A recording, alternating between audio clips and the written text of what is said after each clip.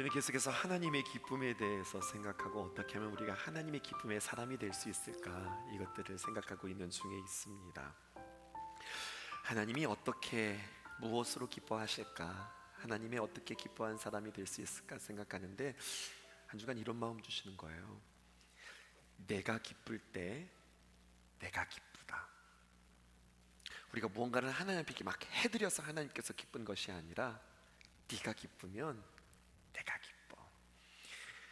우리가 자녀들을 키워봐서 알잖아요. 부모들이 기쁠 때는요, 자녀들이 부모에게 뭔가를 해줄 때도 참 기쁘기도 하지만 사실은 아이들이 부모의 슬하에서 자기들이 기쁘게 살아가고 만족하면서 살아가는 그 모습 바라보면 부모가 기쁜 거 아니겠어요? 하나님의 마음이 그렇다고 우리에게 이야기하는 거예요.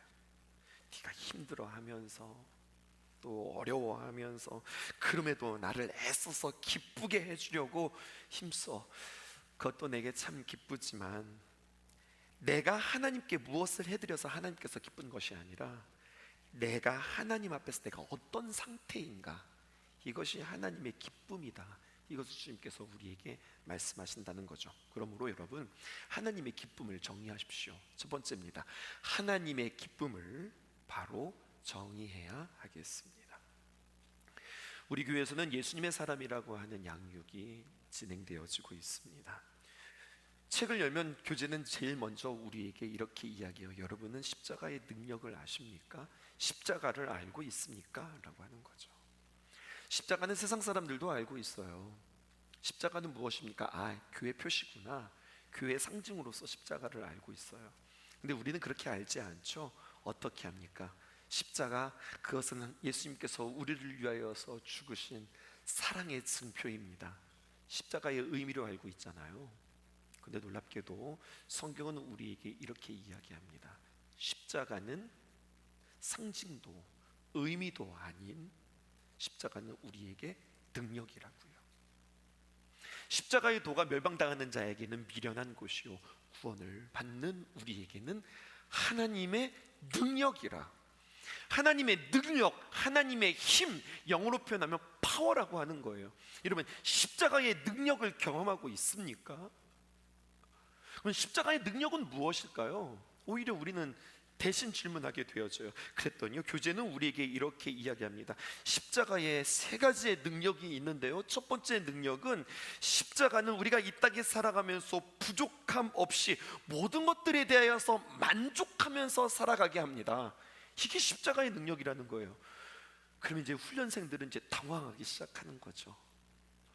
사실 나는 만족하면서 살지 못하는데, 늘 나에게는 뭔가 아쉬움이 있고 부족한데, 그렇다면 그럼 난 예수님을 제대로 믿는 게 아닌가? 이제 이렇게 우리 믿음들이 흔들리기 시작하는 거예요. 그런데요 여러분, 시편 23편을 보니까 놀라운 고백이 기록되어져 있어요.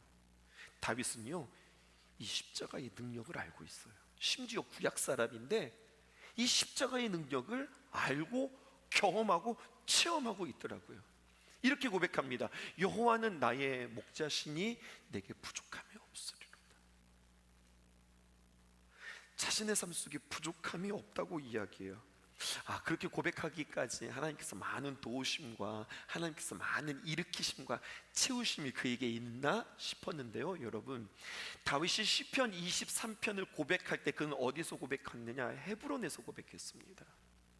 헤브론은 어떤 곳이냐? 이런 곳이에요. 그가 헤브론에서 먼저 왕이 되었는데요, 온전한 왕이 아니었어요. 정확하게 말하면 반쪽짜리 왕이었습니다. 북이스라엘과 남유다가 하나가 되어지지 않고 나누어져서 사울파와 그리고 여러분 다윗파가 따로따로 있는 거예요. 그리고 이 세력 싸움을 보면 오히려 사울파가 다윗파보다 훨씬 더 강하고 이 다윗파는 열세에 해당되어집니다. 언제 전쟁이 일어날지, 언제 치열하게 부딪힐지 모르는 그러한 상황이었습니다. 불안한 상황이라고요. 환경적으로 불안했고 모든 것들을 다 갖춘 상황이었고, 여러분, 초대 왕의 자리로 되어지면서 그가 감당해야 될 일들이 얼마나 많이 있었을까요? 그런데 다윗은 뭐라고 고백한다고요? 내게 부족함이 없습니다. 아니 말만 멋있게 그렇게 하는 거 아니에요? 근데 아니요, 정말 그에게는 부족함이 없습니다, 이렇게 고백하는 거예요. 어떻게 이런 고백이 가능할까요? 무슨 능력이 그에게 있어서 이렇게 고백하는 걸까요? 그의 고백에 답이 있어요. 무엇입니까? 여호와는 나의 목자시니, 여호와가 나의 목자이시기 때문에, 여호와가 나의 목자이심으로 내가 부족함이 없습니다, 그렇게 이야기하는 거예요.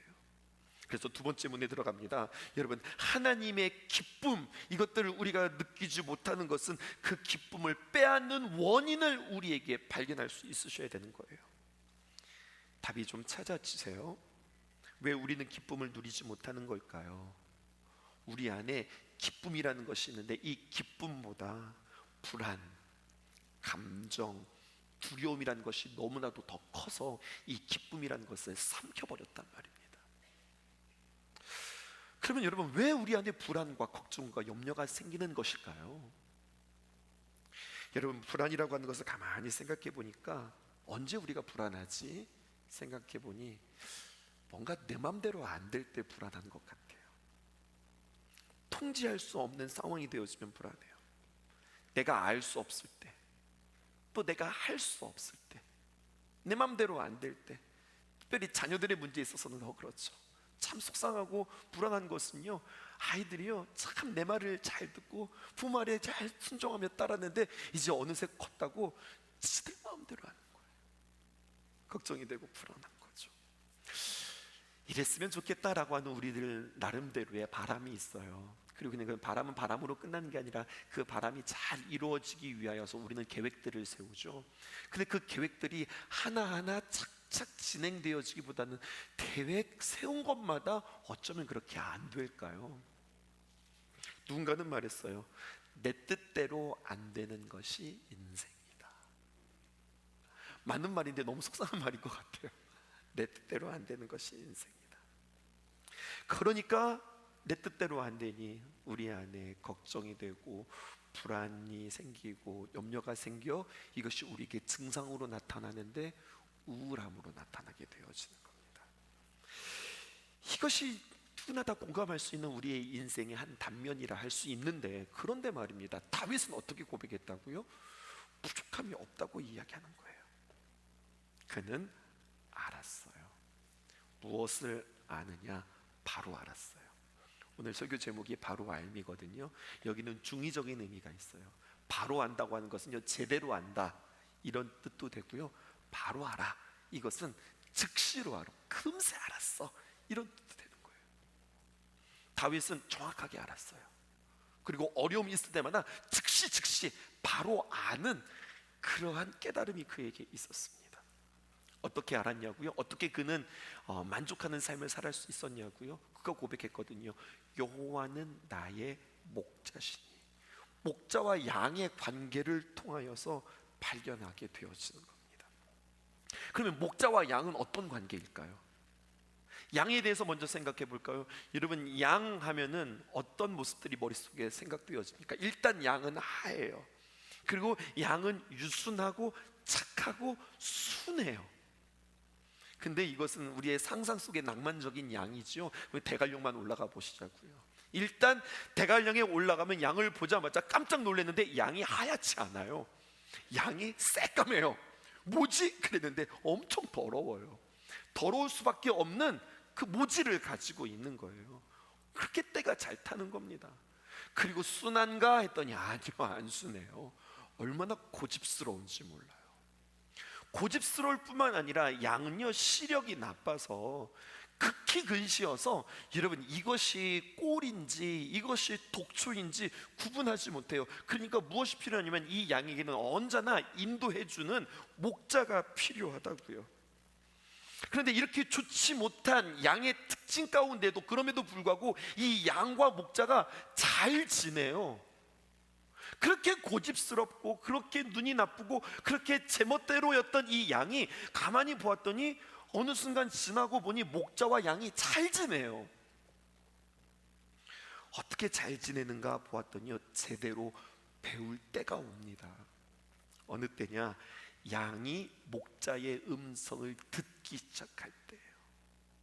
양이 목자에 순종하며 나갈 때 양이 처음부터 목자의 음성 듣지 않아요. 자기 마음대로 살아가고 자기 고집대로 부리고 자기가 하고 싶은 대로 하다가 조금씩 목자의 음성을 듣고 목자가 인도하는 대로 따라가 보니 목자가 인도하는 대로 따라가 보니 물을 만나네.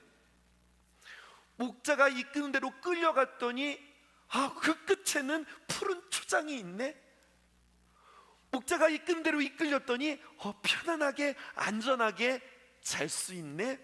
이것들이 하나둘 경험되어지고 학습되어지기 시작하는 거예요. 목자를 따라가면 결국 푸른 초장, 맑은 시냇가, 편안함을 경험할 수 있구나, 이것을 알게 되어진다는 거죠. 그래서 양에게 목자의 음성이 들려지면 무엇을 하다가도 쪼로로로로 목자를 따라가게 되어지는 양의 모습을 보게 되어지죠. 이것을 우리의 신앙으로 그대로 가져와 볼까요? 나는 양이고 여러분들 주님은 목자라고 한다면 목자와 양과의 관계를 통해서 우리가 친밀함을 알 수 있고 그 은혜의 풍성함을 누릴 수 있는데, 이제 이집에서 여러분들에게 질문하고 싶은 거예요. 목자이신 우리 주님, 내가 그의 음성을 듣고 따라가는 그 주님을 여러분들은 얼마나 바로 알고 계세요? 얼마나 즉시 알고 계세요? 얼마나 정확하게 알고 계세요? 묻고 싶어요. 하나하나 여러분들 인터뷰하고 싶어요. 여러분들에게 있어 목자와 같으신 그 하나님은 구체적으로 어떤 하나님이세요? 오늘 이 예배 시간을 통하여서 하나님은 나에게 이런 분이시지 라고 진정으로 고백해야 그 다음이 풀리는 거예요. 여호와는 나의 이러한 목자시니 그러므로 내게 부족함이 없습니다. 이게 풀리는 거죠. 여러분들에게 질문하고자 저 스스로에게 질문하고 답을 해봅니다. 하나님에게 있어서 나는 어떤 분이시지? 어떤 목자라고 고백할 수 있지? 생각해 보았어요. 잠언 3장 5절에서 6절에 있는 말씀이 떠올랐습니다. 너는 마음을 다하여 여호와를 신뢰하고 또 내 명철을 의지하지 말라. 하나님께서 우리에게 주신 말씀이에요. 이것은 해라, 이건 하지 마라. 두 가지를 말씀하거든요. 너는 먼저 마음을 다하여 그 여호와를 신뢰해라. 그리고 내 명철을 의지하지 말라. 근데 우리는 거꾸로 하는 것 같아요. 나는 마음을 다해서 내 명철을 신뢰하고 여호와를 의지하지 않는 것 같아요. 6절입니다. 너는 범사에 매 순간마다 크고 작은 일들마다 범사에 그를 인정하라. 그리하면 그 길을 지도하시리라. 그래서 하나님은 어떤 하나님이시냐? 저는 이렇게 하나님을 고백할 수 있을 것 같아요. 이제까지 인도해 주신 하나님, 지금의 모습이 있기까지 나를 붙잡아 주시고 이끌어 주신 하나님, 참 부족한 나인데, 참 보잘것없는 나인데 하나님께서 나를 이제까지 인도해 주신 그 하나님. 그러니 이 고백도 되는 거예요. 이제까지 인도해 주셨으니 앞으로도 잘 인도해 주시겠지 라고 하는 고백 말이에요. 근데 여러분, 저는 거기다가 하나를 더 붙이고 싶어요. 그 하나님이 어떤 하나님이시냐? 좋으신 하나님. 그럼 이게 어떤 얘기가 된 줄 알아요? 이제까지 나를 인도해 주셨던 그 하나님은 앞으로도 인도해 주실 텐데 지금보다 더 좋은 것으로, 더 귀한 것으로 하나님께서 나를 인도해 주실 것이다. 그래서 우리 하나님은 좋으신 하나님 되는 거예요. 말은 멋있는데 그래서 목사님 요즘 너무 좋으세요? 라고 묻는다면 그렇지는 않은 것 같아요. 사실 요즘 사망의 음침한 골짜기를 지나가는 것 같고요, 답답한 굴 속으로 점점 더 들어가는 것 같아요. 여러분, 터널이라는 거 있잖아요. 터널과 굴의 차이점 아시죠? 터널은요, 한참 지나가면 저쪽에서 환하게 비추는 밖이 보이는 거예요. 그러면 뚫고 지나가면 되는 거거든요. 그런데 굴이라고 하는 것은 계속 들어가면 들어갈수록 빛이 보이는 게 아니라 더 깜깜해지고, 끝에 들어가면 굴 끝에까지 가보셨어요? 벽이 나와요. 아무것도 없어지는 거예요. 우리의 삶 속에 이런 음침한 골짜기, 답답한 굴 속을 지나가는 것 같은데, 그래도 감사한 것은 그때마다 이렇게 이렇게 사는 거야. 이게 아니라 하나님께서 우리에게 인도해 주세요. 어떻게 인도해 주시느냐? 말씀으로 인도해 주세요. 그런 삶 속에 요즘 계속해서 우리는 창세기 묵상하고 있잖아요. 새벽마다 요셉의 이야기를 통하여서 이게 끝이 아니란다. 종의 자리를 지나 노예의 자리를 지나 또 죄인의 자리를 지나 하나님께서 너에게 생명 주신다, 영광 주신다. 그 말씀 계속해서 붙잡고 걸어가고 있는 중에 있어요.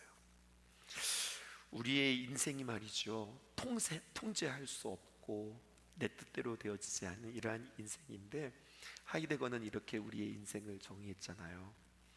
시계의 세계의 시간 공간 속에 우리는 어떤 존재냐? 내동댕이 쳐진 존재다.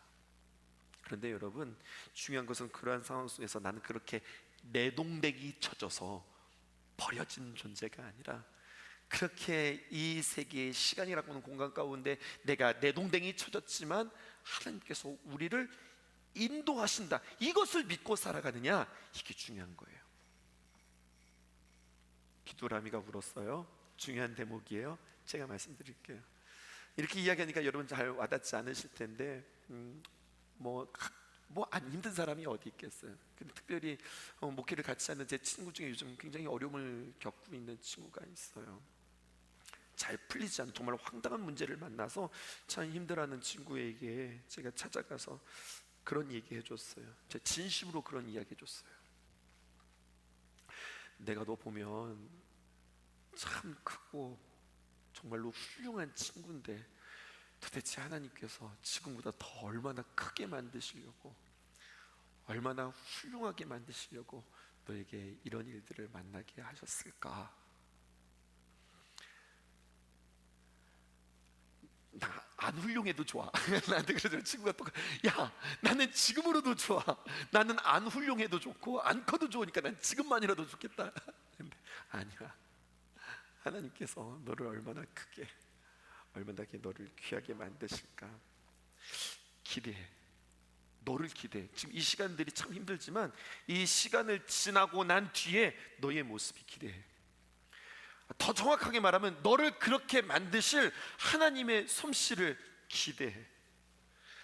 야, 잘 버텼으면 좋겠어. 잘 넘어갔으면 좋겠어. 너도 나도 제대로 커서 하나님 앞에 제대로 쓰임 받아보자. 잘 지날 수 있어. 그렇게 이야기했다고요. 여러분, 여호와는 나의 목자시니 내게 부족함이 없으리로다, 이 말을 영어 표현으로 보면 ESV 버전에서는 이렇게 표현하고 있어요. 여호와는 나의 목자시니 The Lord is my shepherd. 주님은 나의 목자시다.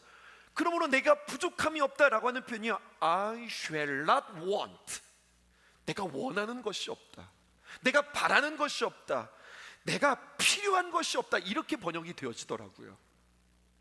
우리가 기쁘지 않은 이유는 불안과 두려움이라고 하는 것이 기쁨을 사로잡았기 때문이라고 이야기 드렸어요. 그러면 불안과 두려움은 언제 찾아온다고요?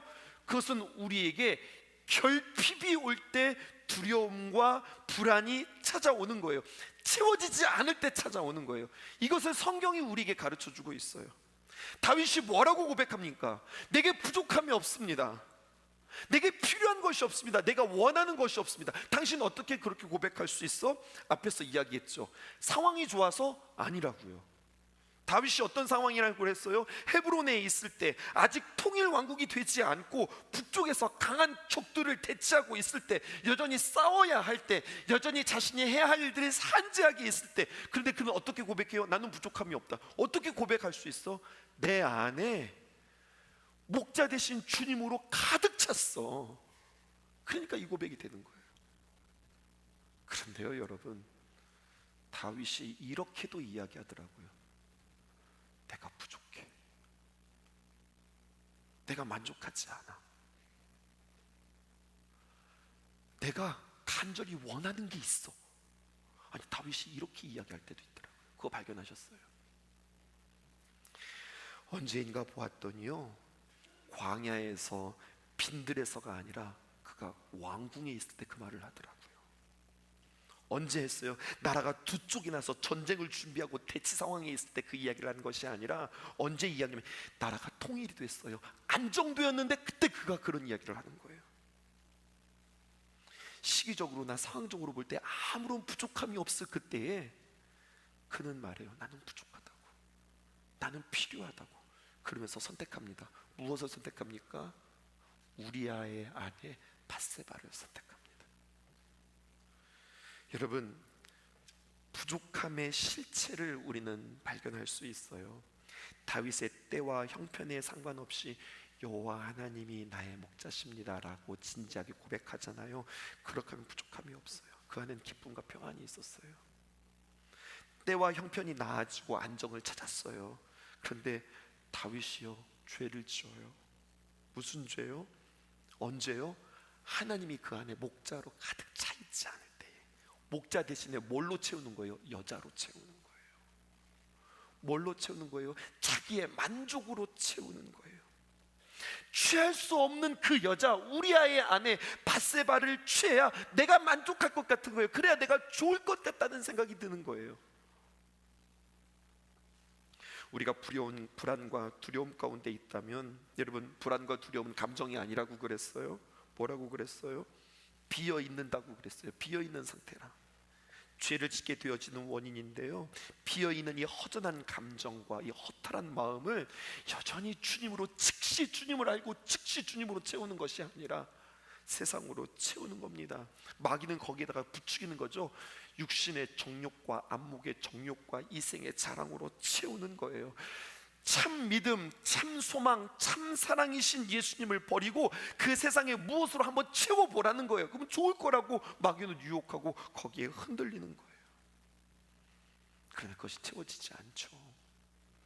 저녁 때가 되었어요. 아기가 와가지고 엄마 내가 배가 아파요 그러는 거예요. 배가 아파요. 그런데 엄마가 아이가 배가 아프다는 말에 신경 쓰지 않고 계속해서 저녁밥을 짓고 있는 겁니다. 엄마 내가 배가 아프다니까. 근데 엄마가 들은둥만둥 하면서 밥을 열심히 짓더니 밥을 이만큼 차려놨어요. 일로 와서 먹어. 나 배가 아프다니까. 일단 먹으라니까. 그랬더니 또 배가 아픈데도 열심히 먹었어요. 근데 이 아이가 하는 말 좀 보세요. 배가 안 아프다. 그때 엄마가 이야기하죠. 예, 그거는 배가 아픈 게 아니라 배가 고픈 거야. 배가 아픈 게 아니라 배가 고픈 거야. 뭐 시덥지 않은 이야기 같은데요, 저는요 여기서 굉장히 중요한 것 한 가지를 발견했어요. 그건 바로 뭐냐, 우리의 인생을 살아가면서 마음이 아플 때가 있어요. 근데 마음이 아플 때 우리는 어떻게 그 원인을 찾냐면, 내가 상처받아서, 내가 힘들어서, 어려운 일들을 만나서 나는 내 마음이 아프다고 그렇게 이야기해요. 근데 성경은 어떻게 이야기한다고요? 네 마음이 비어 있어서 그래. 네 마음이 비어 있어서 그래. 우리의 마음이 아픈 건 우리에게 채워지지 않는 무언가가 우리 안에 많이 있다고 하는 뜻이거든요. 전에 교회를 섬길 때 말입니다, 대천 소망교회에서 공황장애로 참 힘들으셨던 권사님과 진짜 오랜 시간 동안 그 마음의 병을 붙들고 싸웠던 시간들이 생각이 났어요. 여러분, 공황장애라고 할 때 공황이 무슨 뜻인 줄 아세요? 한자어로 보니까 이게 이런 뜻이더라고요. 공황, 두려워 어찌할 바를 모르는 것. 이게 공황이래요. 권사님과 함께 이 공황장애를 우리는 거뜬히 넘겼습니다. 네, 거뜬히 넘기는 두 가지 방법이 있었는데요, 첫 번째는요 이거였어요. 의사의 말을 잘 따르세요. 의학의 도움을 받으세요. 그거였어요. 하여튼간 의사 선생님이 하라는 그 말과 처방과 지시를 잘 따르세요. 근데 또 한 가지의 처방을 제가 드렸어요. 이건 제가 드리는 처방이었죠. 공황장애는 채워지지 않는 그 무엇인가로 인하여서 두려워하고 염려하는 것이니까 바로 채우라고 그렇게 이야기했어요. 바로 채우라. 중의적인 의미가 있다고 그랬죠. 즉시 채우라. 제대로 채울 것을 가지고 채우라. 그렇게 말씀드렸어요. 다시 말해서 나의 공허함과 빈 마음에 세상의 그 무엇이 아니라 주님으로 가득 채우십시오. 그렇게 이야기를 했다고요. 마태복음 5장에 보면요, 복된 사람 8사람을 우리에게 소개합니다. 이것이 참 복된 사람입니다 라고 이야기해요. 그 가운데 이런 표현이 있습니다. 마태복음 5장 4절에 보니까 애통하는 자는 복이 있나니, 애통하는 자는 복이 있나니 그들이 위로를 받을 것이며. 여러분, 애통한다는 게 뭡니까? 그냥 흐느끼면서 우는 게 아니에요. 큰 소리로 통곡하면서 우는 거예요. 그런데 중요한 것은 당신이 어디에서 우느냐, 누구 앞에서 우느냐가 이게 중요한 거예요. 우리 권사님께 이야기했어요. 교회에서 우세요, 십자가 앞에서 우세요, 예수님 앞에서 우세요, 그리고 주님으로 채우세요. 그렇게 이야기했어요. 문제를 가지고 자신의 마음에 공황의 상태가 올 때, 그러니까 이 공황장애가 여러분 왜 이게 참 두려운 거냐면, 언제 이런 감정들, 두려워서 죽을 것만 같은 그 감정이 언제 올지 모르는 거예요. 그러니까 불안한 거죠. 그리고 그것들이 딱 맞닥뜨리면은 정말 숨 쉴 수도 없이 너무 아득한 두려움이 그에게 있는 거예요. 그런데 그 문제를 가지고 자신의 마음에 공황의 상태가 올 때 하나님께 달려와서 애통하면서 기도하라고 했는데요, 정말 그 말씀에 순종해 주셨거든요. 같이 기도했어요. 근데 여러분들, 기도하면서 구토하는 거 보셨어요? 이게 사람이 너무 두렵고 이게 너무 이게 뭐가 이렇게 조여오니까 아마 기도를 막 몸부림치면서 하다가 구토를 하시더라고요. 그렇게 기도하는 것도 봤네요. 그렇게 몸부림치면서 하나님 앞에 시간들을 보내었어요. 참 감사한 것은요, 지금도 우리 권사님 만나면 권사님 그때 우리 그랬었죠 라고 추억할 수 있어서 얼마나 감사한지 몰라요.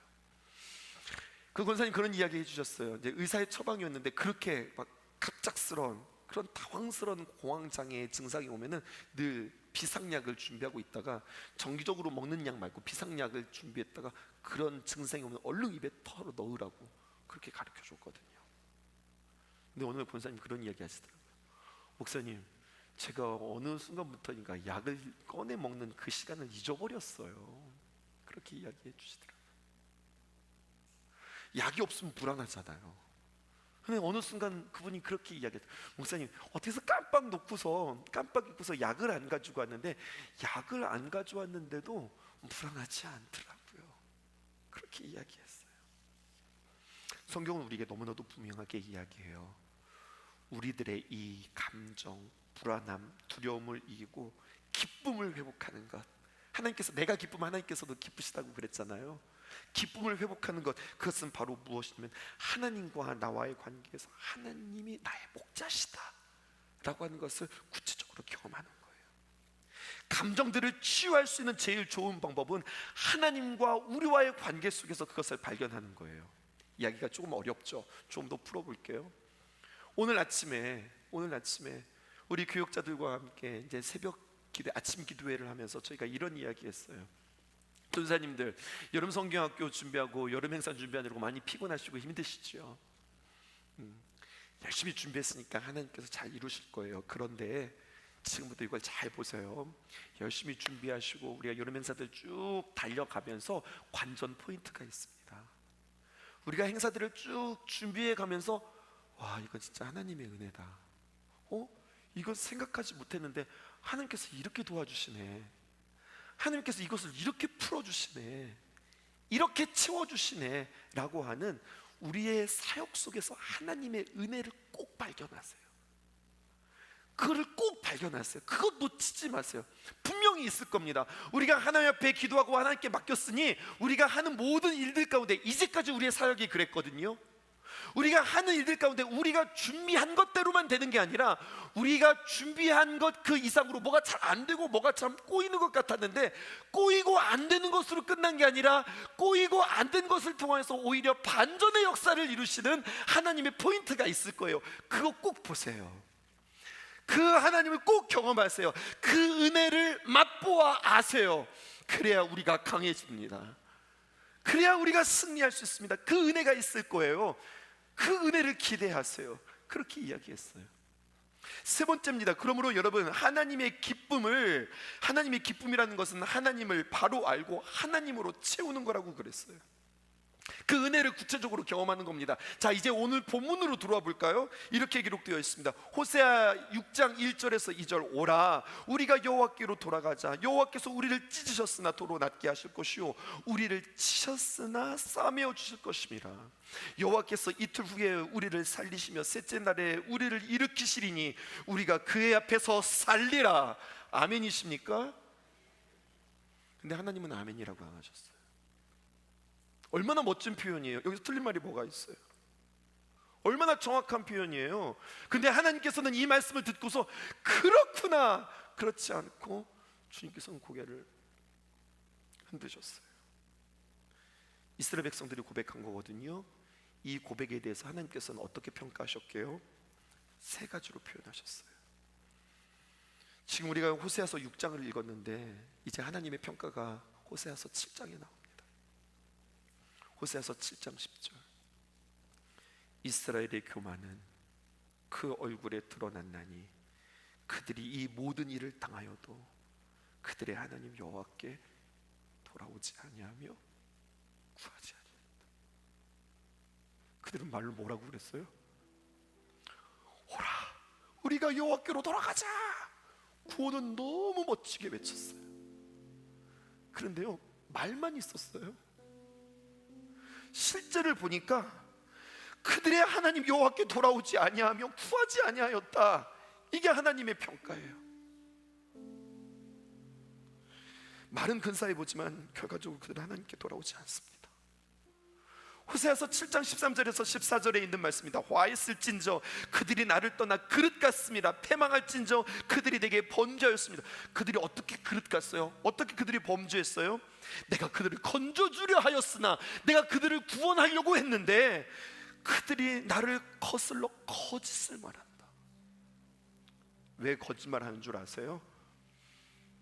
두려워서 그러는 거예요. 누가 두려워서요? 사람이 두려워서요. 사람이 두려우니까 사람 앞에서 거짓말하는 거예요.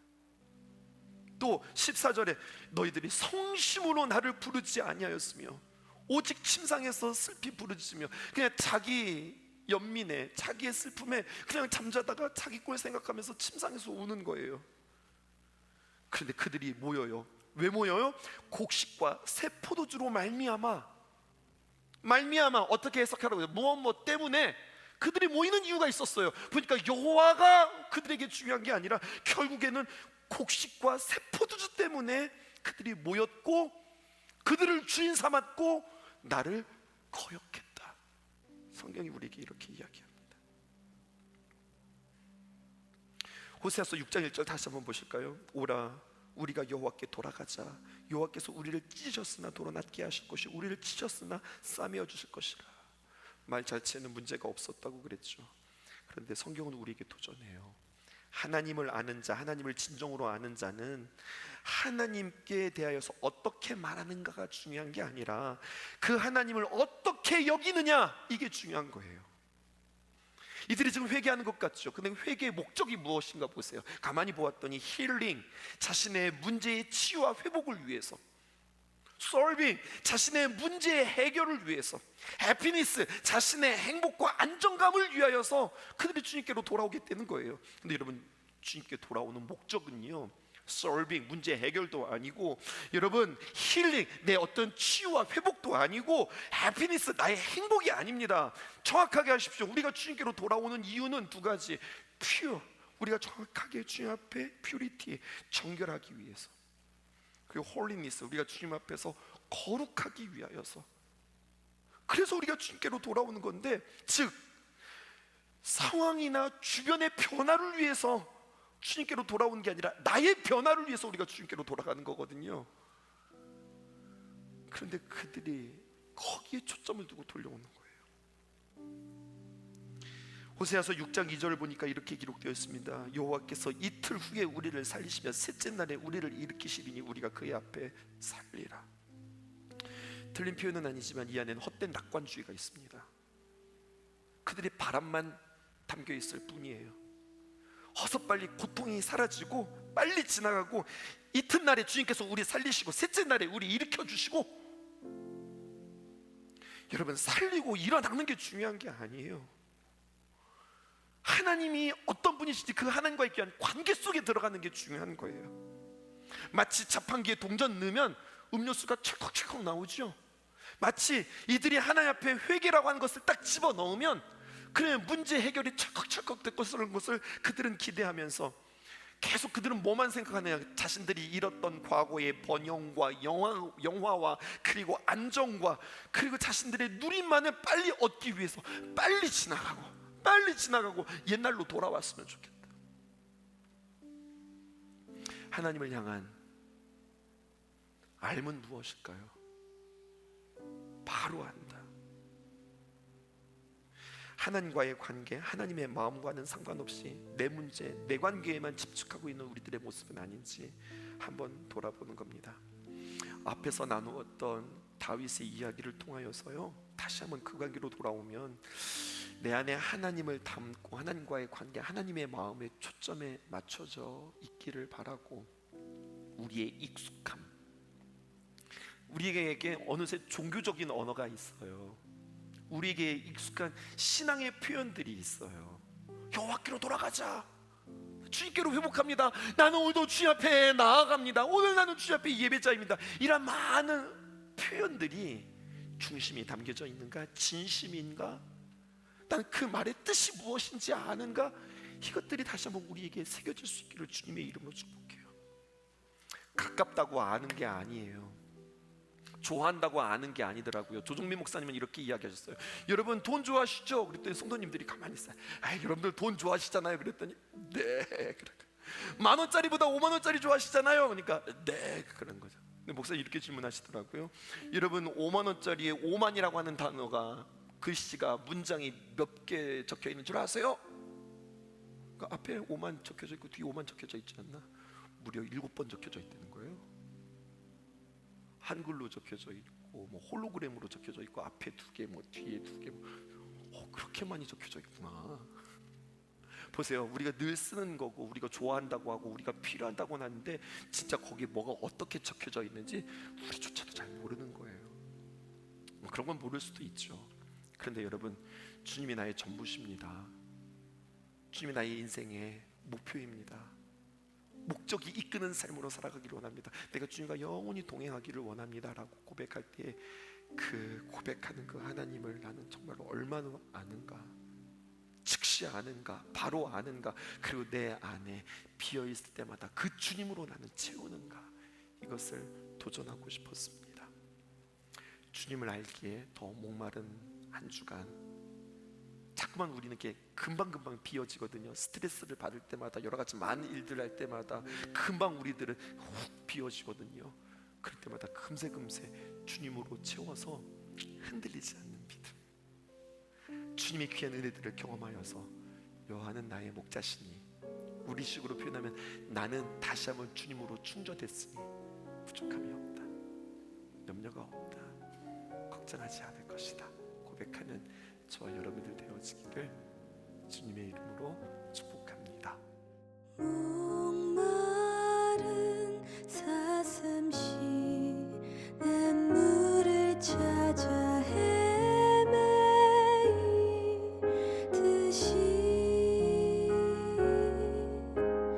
내 영혼 주를 찾기에 갈급하나이다.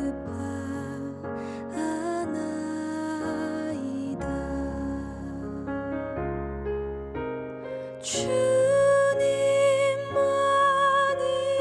나의 힘, 나의 방패, 나의 참 소망, 나의 몸 정성 다 바쳐서 주님 경배합니다.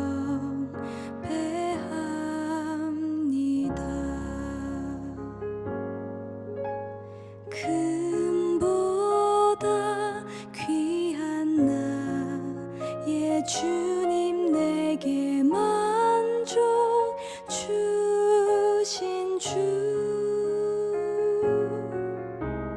당신만이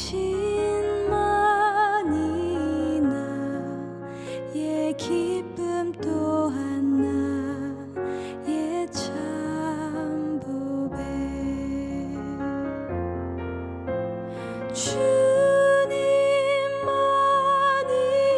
나의 힘, 나의 방패, 나의 참 소망, 나의 몸